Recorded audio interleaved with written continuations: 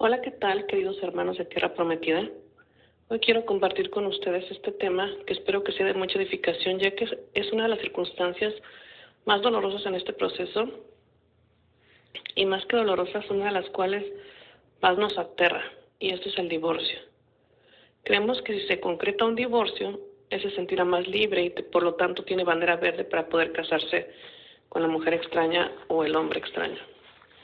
Muchas cosas en la vida nos aterran porque desconocemos sus orígenes. Por eso hoy te quiero hablar de este tema que nos derrumba y nos da tanto temor. Quiero empezar con la definición del divorcio cristiano. Y pues siendo miembros de la Iglesia de Cristo, al estar comprometidos a seguir las leyes de Dios, este como tal no existe. Es un vínculo de amor indisoluble.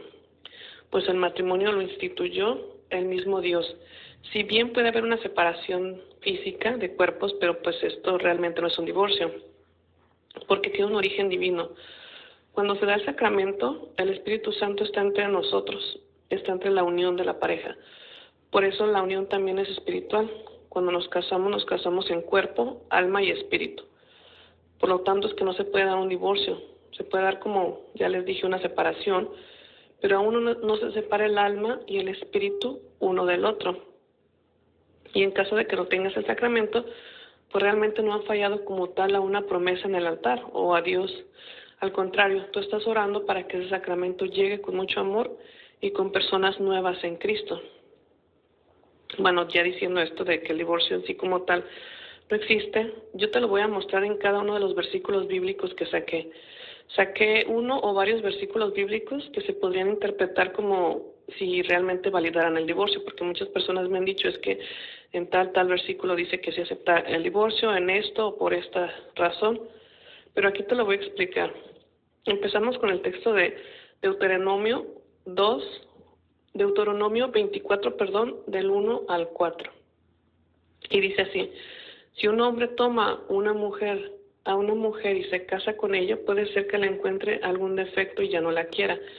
En ese caso, escribirá un certificado de divorcio que le entregará antes de despedirla de su casa.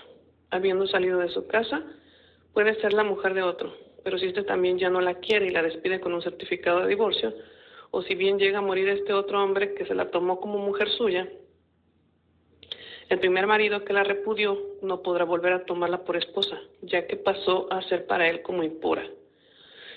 Aquí se podría entender que estamos teniendo todo el permiso de Moisés para divorciarnos, pero realmente este pasaje no dispone orden divino alguno por el divorcio. Por el contrario, simplemente reconoce que esta es una práctica común entre los israelitas. La carta de divorcio de igual manera solo era un documento para que los dotes de la mujer que había traído al matrimonio se quedaran anulados y el marido no tendría más derechos sobre estos, pues así solamente protegían a la mujer, el patrimonio de la mujer en caso de que ésta se quedara sola. Así que pues en realidad este capítulo de Deuteronomio procura regular esta costumbre para evitar abusos también. Y en el versículo 4 habla de que sería una mujer impura, porque pues en ese tiempo recordamos que el adulterio se pagaba con la muerte. Y si te divorciabas del marido y te casabas con otro, ya estabas cometiendo adulterio. Todo esto es el Antiguo Testamento antes de Jesús, para que nos quede un poco claro. Y entonces esto nos lleva al segundo versículo en donde nos habla Jesús. Ahí ya sí es el mismo Jesús que nos está hablando y poniendo la orden. En Mateo 5, 27 al 32 nos dice: ustedes han oído que se dijo, no cometerás adulterio. Pero yo les digo, quien mira a una mujer con malos deseos, ya cometió adulterio con ella en su corazón. Vamos a escudriñar un poquito esto, voy a hacer una pausa aquí. Y aquí de alguna manera Jesús le dio menos valor al pecado del adulterio, haciéndolo saber que con el pensamiento también estamos pecando y cometiendo adulterio. De modo que sería exagerado que se apedreara a alguien o que se matara por simplemente un mal pensamiento. Entonces fue que Jesús como que redujo este pecado del adulterio, porque pues imagínense, todos somos adúlteros al momento de pensar ciertas cosas que no debemos. Y continúa el versículo en el 31. También se dijo, el que se divorcia de su mujer debe darle una declaración de divorcio. Pero yo les digo, el que se divorcia de su mujer, excepto en caso de fornicación, la expone a cometer adulterio. Y el que se casa con su mujer abandonada por su marido, comete adulterio. Aquí está hablando de la declaración del divorcio que yo leí antes en el Antiguo Testamento. Aquí Jesús no está dando permiso tampoco para divorciarnos. Aquí Jesús dice muy claramente, excepto en caso de fornicación. Porque si se está en fornicación, claramente no se está en matrimonio conyugal. En este caso sí es necesaria la separación, pues para no seguir fornicando. Y después aquí nos vamos a Mateo 19, 1, 9, que esto también confronta a muchas personas porque dicen que Jesús o que se acepta el divorcio. Dice, después de terminar este discurso, Jesús partió de Galilea y llegó a las fronteras de Judea por la orilla del Jordán. También ahí mucha gente vino a él y lo sanó. Se le acercaron unos fariseos y lo pusieron a prueba con esta pregunta. Escuchen esto. Lo pusieron a prueba. ¿Está permitido a un hombre divorciarse de su mujer por cualquier motivo? Jesús respondió, ¿no han leído que el Creador al principio los hizo hombre y mujer? Y dijo, el hombre dejará a su padre y a su madre y se unirá con su mujer y serán los dos una sola carne. De manera que ya no son dos, sino una sola carne. Pues bien, lo que Dios ha unido, no lo separe el hombre. Pero los fariseos no se daban por vencidos. Seguían tratando de poner a Jesús en mal y lo cuestionaban. Y los fariseos, en el versículo 7 dice, los fariseos le preguntaron, nuevamente, entonces, ¿por qué Moisés ordenó que se firmase un certificado en el caso de divorciarse? Fue lo que les conté primero en Deuteronomio, cuando Moisés les decía del certificado. Jesús contestó, Moisés vio lo tercos que eran ustedes y por eso les permitió despedir a sus mujeres. Pero al principio no fue así. Aquí nos vuelve a aclarar por qué Moisés les había dado la carta, les había hablado del divorcio y realmente pues era por nuestra terquedad.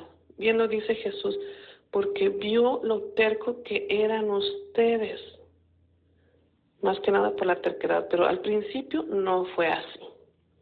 Y continúa el 9. Por lo tanto yo les digo, el que se divorcia de su mujer, a no ser en caso de fornicación, y se casa con otra, comete adulterio. Aquí nos vuelve a confirmar que no hay divorcio ni segundas nupcias porque sería adulterio, solo en caso de haber estado en fornicación. Casarse no representa un adulterio. Entonces, si te vuelves a casar porque estabas a juntar o casar realmente porque estabas en fornicación, pues no representa algún adulterio. Y algunas Biblias traducen fornicación por adulterio. Pero si leemos el texto así no tiene mucho sentido porque el texto repetiría 2 veces adulterio.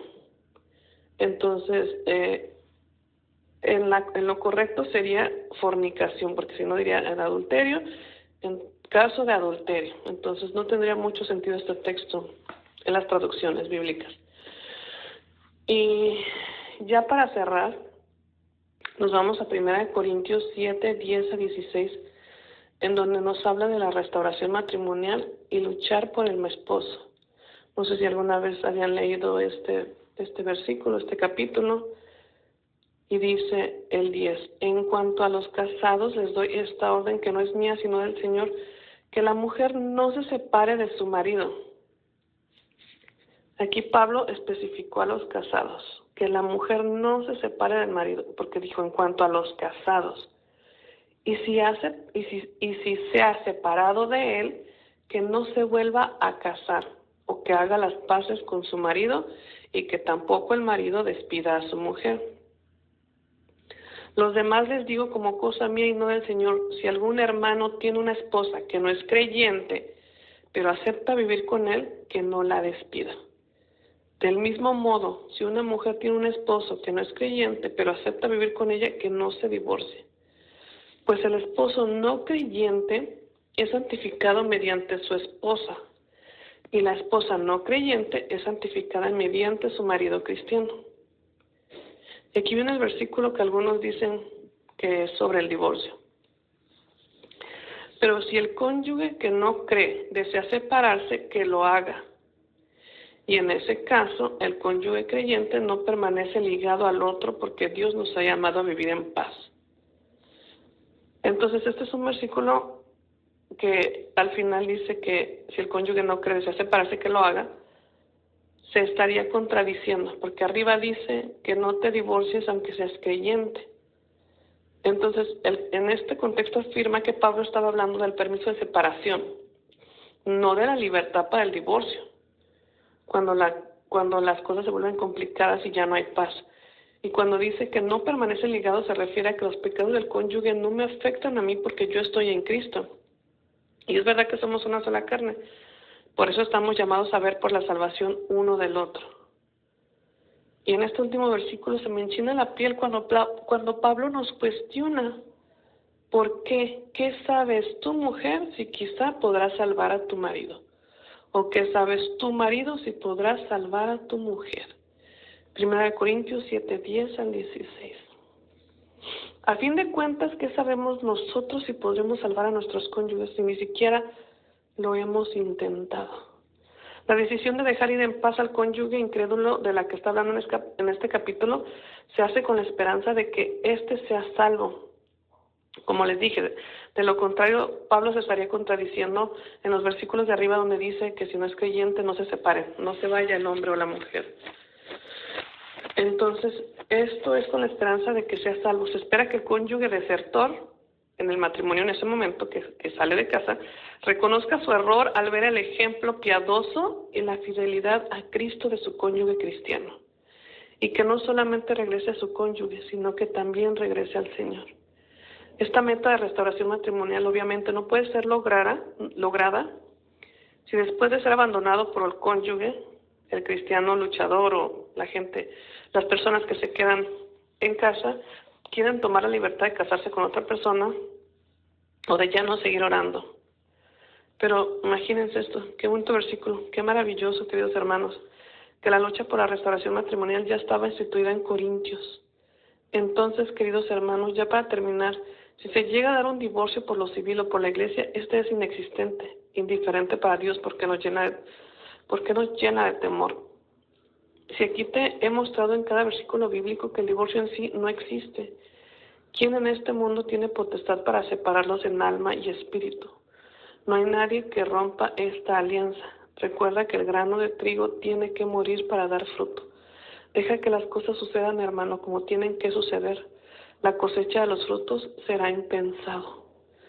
El divorcio, a fin de cuentas, es el fin de una vida sin Cristo y el comienzo de una vida con Él en un matrimonio renacentista.